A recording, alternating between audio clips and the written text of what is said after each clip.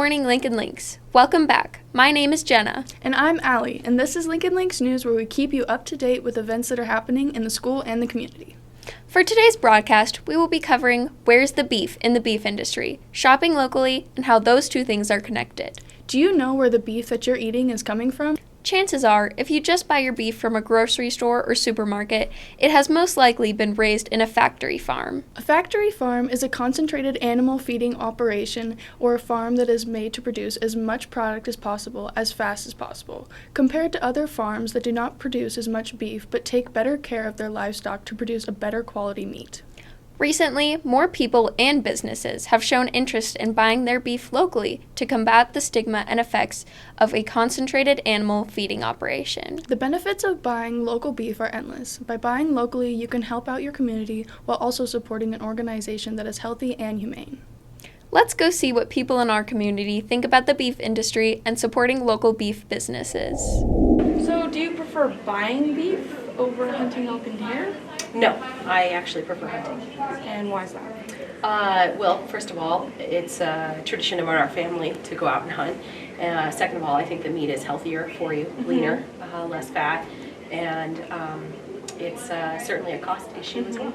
Yeah, thank you. Thank you. Do you prefer buying beef over hunting elk or deer? So I didn't grow up hunting, so yeah, I buy all of my meat. I do not hunt. So that's just the way it is. Do you have a preference of local beef or large industry beef? Yeah, I would much rather buy something local. I would rather buy from someone who I know and who raises the cattle ethically. Hey, it's Jenna, and I'm here with Logan Mannix, a member of Mannix Beef in Helmville, Montana, who have recently partnered with a new company called Old Salt. Can you talk a little bit about how that's working? Yeah, so our family's been direct marketing grass-finished beef locally for maybe the last 15 years or so. Recently, to continue doing that, maybe do it at a larger scale, we formed a partnership with a few other ranches and chefs and butchers and other folks to market beef under Old Salt is the goal. And so there are 3 other member ranches currently, at least to start. We do hope to add more in the future, but are starting with 3 ranches, and we've opened a new restaurant in Helena called the Old Salt Outpost. It's mostly a small restaurant. It's got burger and chili and salad, but focuses just on that for now. And then we're hoping in the future that it will involve direct marketing meats from our ranches and others, maybe including other species other than beef, possibly owning our own processing, and just doing the direct marketing thing at a little bit larger scale. Sounds awesome. What inspired you to start processing your beef locally? Yeah, so I think part of the changes came from changes in management on our ranch, and this is entirely, I'm a 5th generation member of our ranch, and it was mostly the 4th generation who started this, but they went down a path that involved downsizing the frame size of our cattle, trying to kind of breed cattle that got by on less inputs, required less hay, less high quality feed, and did better on forages. And I think they kind of realized as they were going down that path that it was that same animal that did really well on grass, and grass finished beef was just becoming a thing, and they thought it was a good opportunity, a good way to bring more family members back to the ranch. And so they launched a direct market beef program. They started selling at the Good Food Store in Missoula, at farmers markets, and a few restaurants and grocery stores around. And obviously, so then, obviously needed to find processing. And so we've worked with a few local processors over the years, including Lolo Locker, and now Superior Meats is probably our single biggest one, and then we've also done some processing at White's in Ronan. Cool. Do you see a serious buy-in to the buy locally processed meats mind frame? I definitely think that we've noticed interest growing over time. There's certainly also more ranches starting to get into into direct marketing. I mean, I can think of several in our valley that have started up even in the last couple years. So I think both on the customer and producer side, there's more interest for sure now than there was, say, 10 years ago. That being said, it's still a relatively small number of the total buyers out there. So I think it's growing, but it's still relatively small. Okay, gotcha. What excited you the most about starting this new business for your family? And you're talking about Old Salt there, right? Yes. Yeah, so I think we just really realized that it was going to be challenging to go it alone. So processing is a big bottleneck for a lot of ranches and direct marketers. We were already starting to max out the processor we were working with when the pandemic hit, and we launched a delivery route at that same time. Our demand skyrocketed, and very quickly we had lots of orders and lots of finished beef and nowhere to get them processed. And so, since then we found another processor we could work with, but many processors are delayed, maybe even 2 years to get in. Others have some slots available, but maybe not enough, especially if you wanted to start processing other animals. If you wanted to process chickens or pigs or sheep, then you need more slots.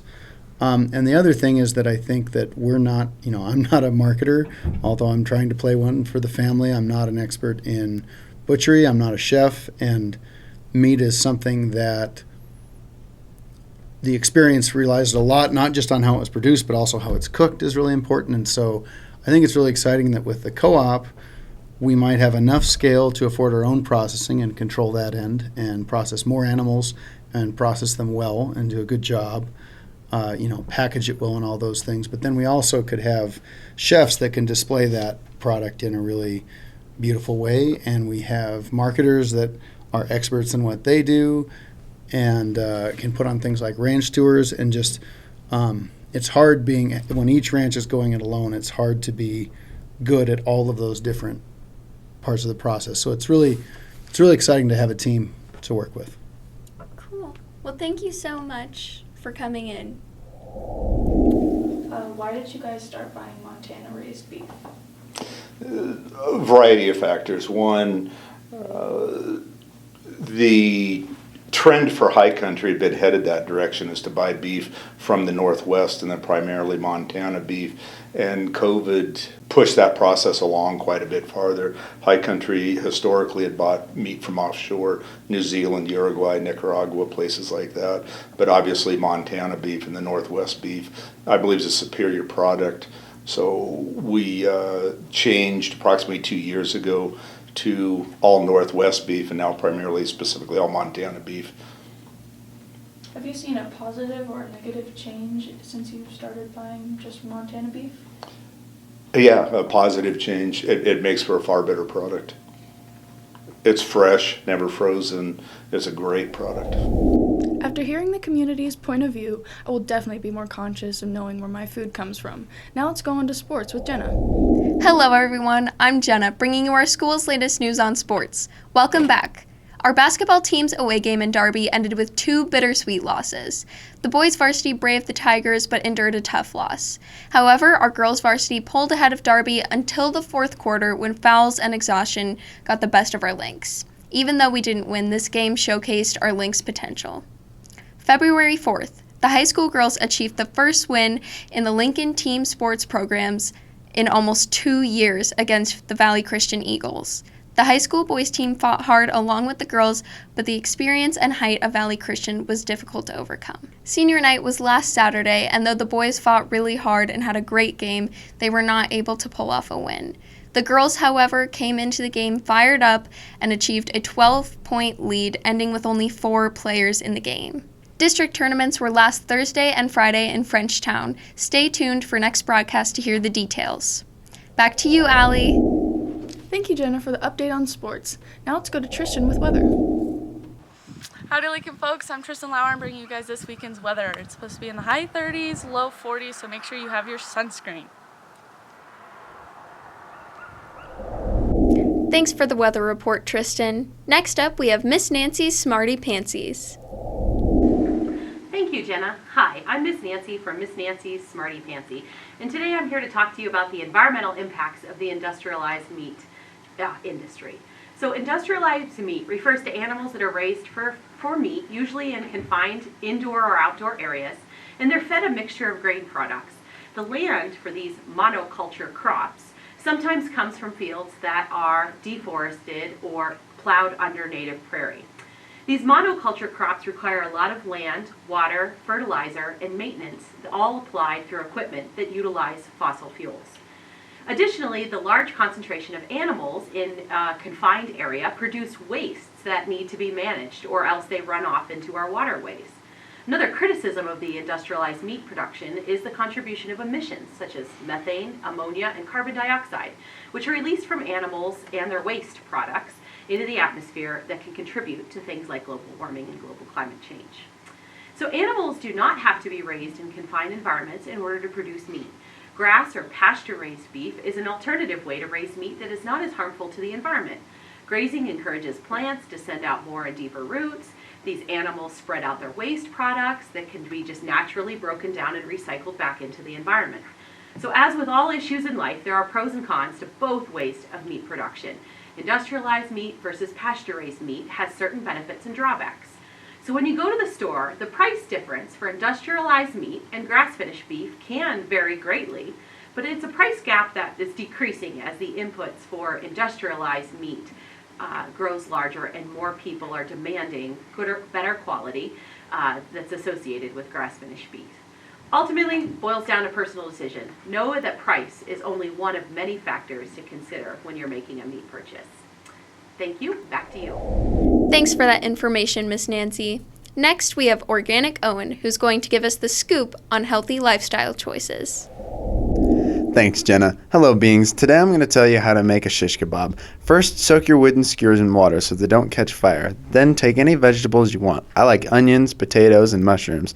Then cube them up. Then cube up your favorite locally processed pork, chicken, beef. I enjoy marinating my meats in Worcestershire sauce. Skew your vegetables and meat in any pattern that you liked. Grill them up. If it's winter and you don't have a grill, you can always bake them in your oven. And that's how you make a shish kebab. Back to you, anchors.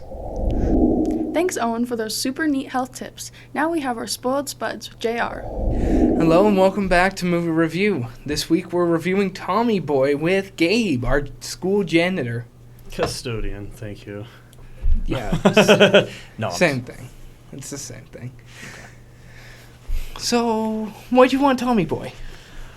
Why did I watch Tommy Boy? Or why'd you want Tommy Boy on the review? Oh, on the review? Because Chris Farley, man. Yeah, you know, Chris Farley is... He's got direct lines to my childhood. That guy is funny. Yeah, he is hilarious. So why do you think this movie should be watched in this day and age? I think it's the goofy style of Chris Farley's comedy is very wholesome. Every family should see it. And, I mean, I still get a good belly laugh out of it every time I watch it, honestly. I would say, yeah, it seems wholesome. It's kind of innocent comedy, you know, like a character that's somewhat clueless and, I don't know, but at the same time doing good and, you know. Yeah. The cluelessness of just both of the characters just really adds to it, and they grow as people. Yeah. May not be book smart, obviously. Herbie Hancock wrote the Declaration of Independence. Yeah. I love that part. Okay. Yeah. I apologize. Continue. I honestly think it should be a great example of how not to commit fraud. First step, if you see a dog on guard duty, don't cut the chain. That's going to leave a mark. Third, don't get your jacket caught up in a vacuum. Fourth, don't get caught. And that's how you do fraud, kids. What? I give this movie my review of 7 out of 10. It's a great and funny movie, and you should watch it. Gabe? I have to give it a 10 out of 10, as it was perfect, the way it was made. Thank you for watching, and see you next time. And Grace, I know you're watching. Twilight's still bad. I have to agree with that. Twilight is an absolute waste of money, space, It's a waste and of time and effort. Okay. Thanks, JR, for those spoiled spuds. Well, that's all we have for this week. I'm Allie. And I'm Jenna with your Lincoln Links newscast signing off.